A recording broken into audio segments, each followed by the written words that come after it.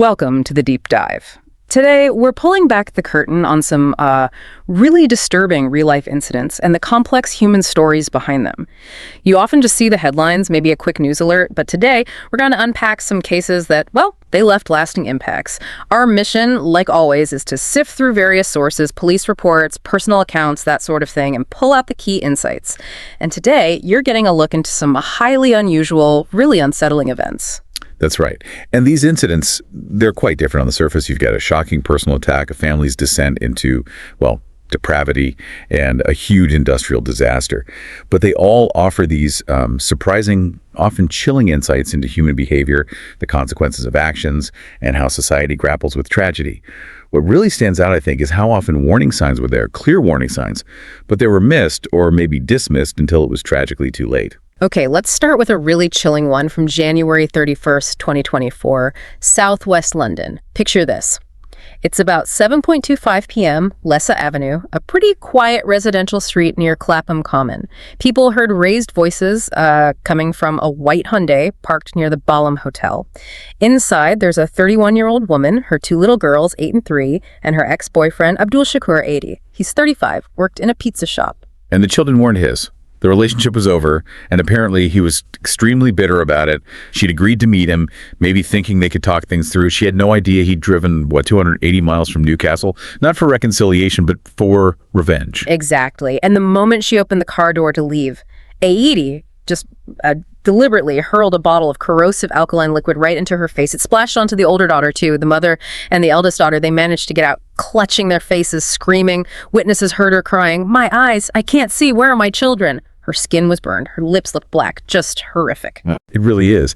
And, the nature of these attacks, the ones designed to permanently disfigure someone, it says so much about the attacker's malice.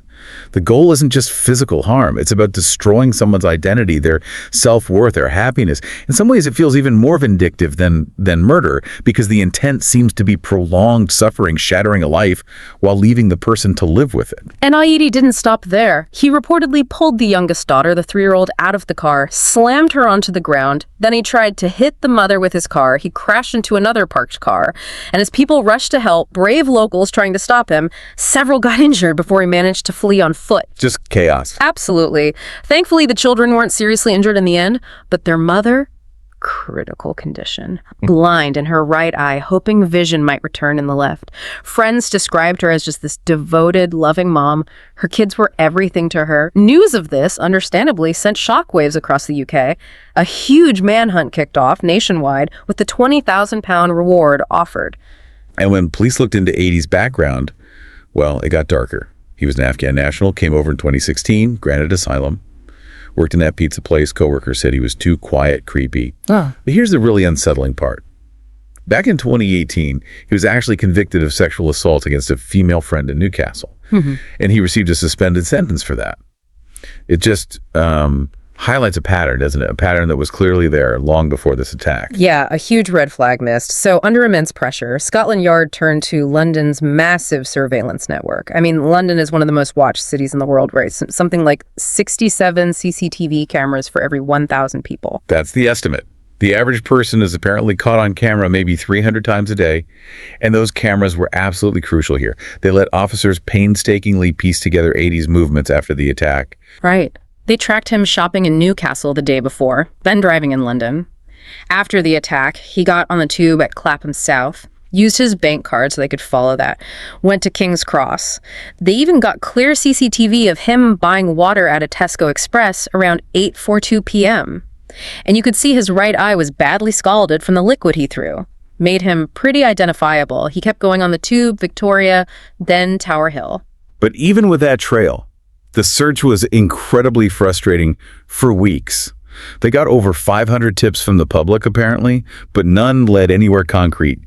People were asking, how could he just disappear? Especially with such an obvious injury, they raided places connected to him, nothing. Yeah, it seemed like he just vanished into thin air. Well, given how bad his injury looked, the police even made a direct public appeal to Ezedi. They warned him, look, you need urgent medical help for that burn. You probably won't survive if you don't turn yourself in.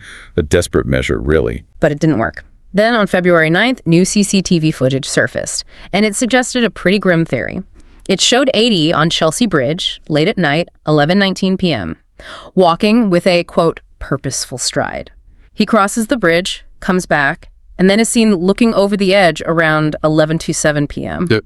And after that, nothing. His digital footprint, bank card use, all of it just stopped. So the theory became he jumped. Into the Thames, yeah. And the Thames is notoriously dangerous. Strong tides, deep cold, full of debris and snags. Bodies can go missing for years down there. Sometimes they're ever found. There are even spots called Dead Man's Dock, Dead Man's Steps. The RNLI, the lifeboat crews, were searching for him, and they actually found 4 other bodies during that search period. None of them were 80. Wow. That really puts it into perspective. Then confirmation. Thursday, February 22nd. A passing boat spots something in the water near Tower Pier, about 4 miles downstream from Chelsea Bridge. The next day, they confirmed it was him. Identified by his clothes, things he had on him, Commander John Savell announced the cause of death was drowning. We'll never know exactly what was going through his mind in those final hours. Maybe realizing escape was impossible, especially with that injury, no transport. Maybe he just saw no way out. But for his victims, the mother and her daughters, the physical and emotional scars, they're going to last a lifetime. It's good to hear that a GoFundMe raised over £50,000 for them. A bit of light, maybe, in all that darkness. Yeah, absolutely. Okay, so from that very public act of violence, let's shift focus. Sometimes the deepest horrors happen behind closed doors, within families. We're going to look at a different kind of darkness now. The world that shaped Joshua Powell, born 1976, PL, Washington. And his life was really overshadowed by his father, Stephen Powell, who's described as, well, deeply dysfunctional. That seems like an understatement, based on the accounts. Apparently, Stephen exposed Joshua and his siblings to adult material from a young age with almost no discipline. And Joshua's own behavior as a teen was deeply disturbing, threatening his mother with knives, killing his sister's pet gerbil right in front of her. Just awful. Yet, somehow, in public, he managed to put on this mask of normality. He could control himself, seem civilized. After high school, he met his first serious girlfriend, Catherine Everett, at university. Started out charming, but then that controlling side emerged, isolating her. She eventually felt so unsafe she planned an escape, moved to Utah, and cut off contact. A familiar pattern begins to emerge, doesn't it? It does. Then, November 2000, he meets Susan Cox. Again, presents himself as kind, normal. It was a whirlwind romance, and soon they moved to South Hill, moving in with Josh's father, Stephen, who was single by then. And this is where it gets even more deeply unsettling. Stephen Powell developed this intense infatuation with his daughter-in-law, Susan. While they were living there, he was reading her private journals, spying on her in the bathroom with a mirror, sending her love songs anonymously online. He kept a video diary detailing every interaction. It became outright stalking. And the most bizarre part, he actually confessed his feelings to Susan right in front of Josh, told her how much she meant to him. And Josh's reaction, basically nothing, just, that's my dad, as if it was normal. Chillingly detached. Right.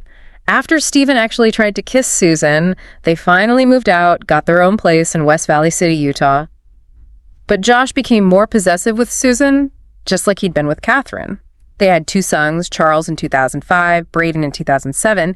But Stephen kept up the inappropriate behavior, contacting Josh constantly for updates about Susan, even mailing disturbing packages. And things weren't good between Josh and Susan either, right? He was becoming more controlling, financially reckless. Hugely reckless. Racked up something like $200,000 in debt. Susan became increasingly worried for her safety, which leads to this really chilling detail. July 2008, she secretly writes a last will and testament, hides it. And in it, she explicitly states, if I die, it may not be an accident, even if it looks like one. She knew. She felt unsafe enough to write that down. Exactly. Fast forward to the night of December 6th, 2009. A neighbor sees Josh come home around 8 p.m. Then, just before midnight, the neighbor hears the family minivan alarm going off in the garage. About 2 hours later, loud screaming from inside the Powell house. A man yelling, "Get into the van!" A woman yelling back, "No, you're gonna hurt me if I do!" The neighbor looks out, sees the van leaving with 4 people inside. 4 people. Okay.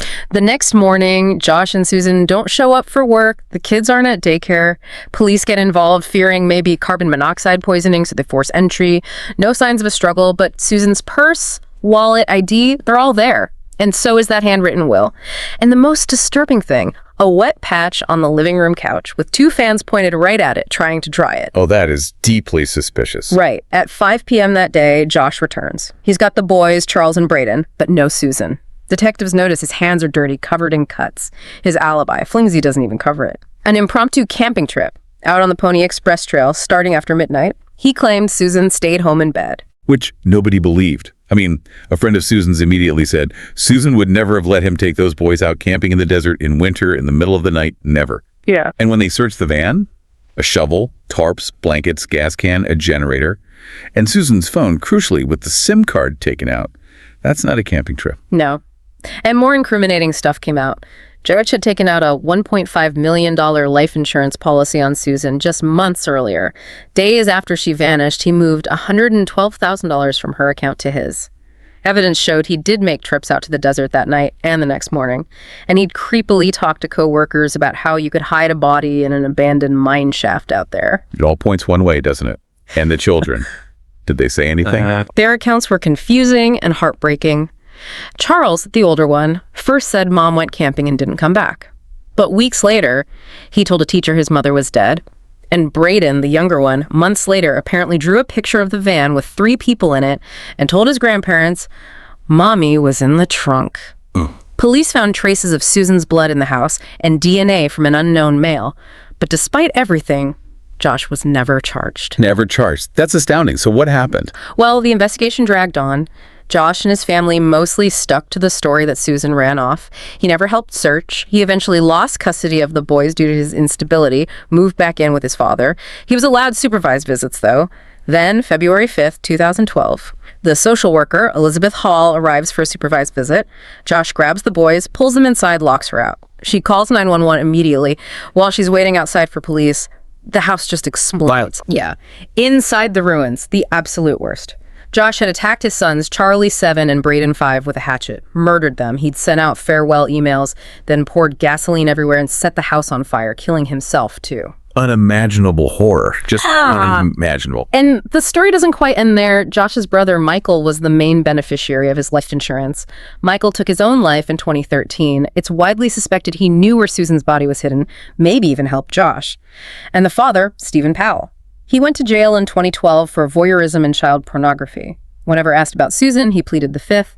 He died in 2018, taking any secrets he had to his grave. So Susan Cox Powell is still missing, her body never found, just an empty space where answers should be. What a truly dark and tragic family saga. It really is. Okay, from that kind of intimate familial horror, let's pivot one last time to a different scale of tragedy and industrial disaster. Offshore oil rigs, I mean, they're known for being incredibly dangerous workplaces, right? Absolutely. You're surrounded by heavy machinery, flammable materials, volatile weather, miles from shore. A single mistake, even someone else's mistake, can be catastrophic. And our focus here is Piper Alpha, an oil platform run by Occidental Petroleum, about 120 miles off the coast of Aberdeen, Scotland. Huge operation, designed to pump out 125,000 barrels of oil and gas every single day. On July 6, 1988, there were 226 workers on board, and crucially, the platform was undergoing a major revamp, a big upgrade. You had the drilling area, Module A, and then the living quarters and control room over in Module D. And there was a critical safety concern raised right at the start of this revamp. Several senior managers questioned if it was actually safe to keep producing oil while doing all this major work. But Occidental insisted. They said enough safety measures have been put in place and production had to continue. That decision, that was pivotal. Yeah, tragically so. The chain of events started that morning in Module C.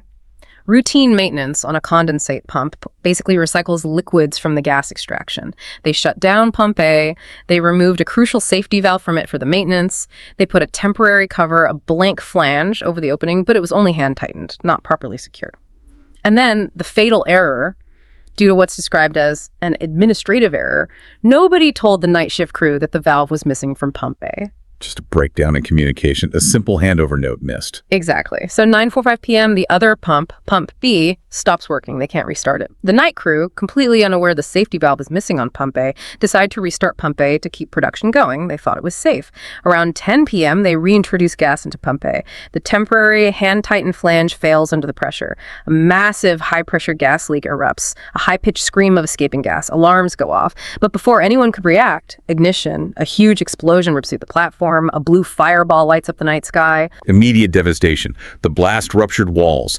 Doors, they were fire resistant, but not explosion proof. Pipelines, oil tanks nearby exploded too. Dozens of crew killed instantly, more fires starting everywhere. The control room operator, Jeff Bowling, somehow survived the initial blast and managed to hit the emergency stop. That shut down oil and gas production on Piper Alpha itself, buying a little time. But the conditions were just hellish. The emergency alarm in Module C was destroyed in the blast. So many workers didn't even know how fast the fire was spreading. The automatic water deluge system meant to fight fires, it failed to activate. The heat became unbearable, 1,000 degrees centigrade. Workers were apparently squeezing toothpaste onto their faces trying to cool the burns. Just desperate. And they faced this awful choice, didn't they? Follow the safety protocol, stay put, wait for rescue, or abandon all that training and jump 175 feet into the freezing North Sea. They'd been drilled. Never jump. The impact, the hypothermia, you likely wouldn't survive. Better odds waiting. So 87 men made the choice to follow protocol.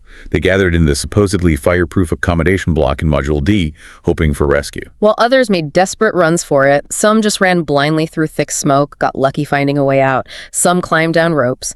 A group of 5, including a new dad named Mark Reed, made it to the deck and took that terrifying 175-foot leap into the water. Others weren't so lucky, choked on fumes, or the impact from the jump killed them. And what's truly shocking, really negligent, is that 2 other nearby platforms, Tartan and Claymore, kept pumping gas and oil to Piper Alpha for hours. They could see the fire raging on the horizon, but they didn't shut down their feeds. Why? Because restarting takes days, costs money, and apparently workers feared losing their jobs if they shut down without orders. It only stopped when one operator finally defied his boss and shut the lines down. It shows that terrible conflict between safety and perceived economic necessity. Unbelievable. Meanwhile, rescue efforts were incredibly difficult. Helicopters, boats, they couldn't get close because of the intense heat and smoke. Support vessels had water cannons, but they couldn't use them at full power because the force of the water could kill anyone still alive on the platform. Trapped between the fire and the force of the water. Yeah. Around 11:45 p.m., the structure started to give way. A crane collapsed, then the drilling derrick. And eventually, the accommodation block, Module D, with those 87 men inside, slid into the sea.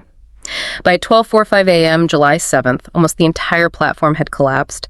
Just the main mast was left standing. The fire itself burned for over 3 weeks. That's relentless. The recovery was grim. Later in 1988, a dive team brought up the accommodation block from the seabed. Inside, they found the bodies of the 87 men who had followed the rules, who had waited for rescue. Out of 226 workers on board that night, only 61 survived, less than a third. 2 rescue workers also died trying to help. Many died in the explosions, the flames from exposure or drowning, but the biggest single cause of death was smoke inhalation, toxic fumes, and 30 bodies were just never recovered, gone. The aftermath. Well, Occidental paid out about £1 million to the families, which seems small given the scale. Amazingly, they faced no criminal charges, no civil sanctions. They actually received $1.4 billion in insurance claims. But the disaster did force major changes. It led to new vital safety regulations for offshore work worldwide.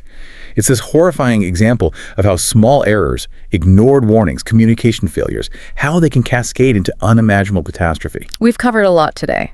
From that chilling acid attack driven by personal vengeance to the deep dysfunction and horror within the Powell family, and finally this massive industrial disaster born from systemic failures. Each story, though different, gives us this powerful, often deeply unsettling look at the consequences of human actions and inactions, the ripples they create. Absolutely. And while diving into these dark events is disturbing, it really underscores, I think, the importance of accountability, of listening to warnings, of having robust safety systems. It shows the profound impact of seemingly small decisions, small oversights. As you listened, what stood out to you the most? Was it the missed red flags? The sheer scale of the Piper Alpha disaster? The mysteries still surrounding Susan Powell? Lots to think about. Thank you for joining us on this deep dive into these truly difficult stories. We hope you'll keep exploring, keep thinking critically about the world. If you found this discussion compelling, please do give us a like, share it, and consider subscribing to our channel, Horror Docx. We explore the darker side of things here. Until next time.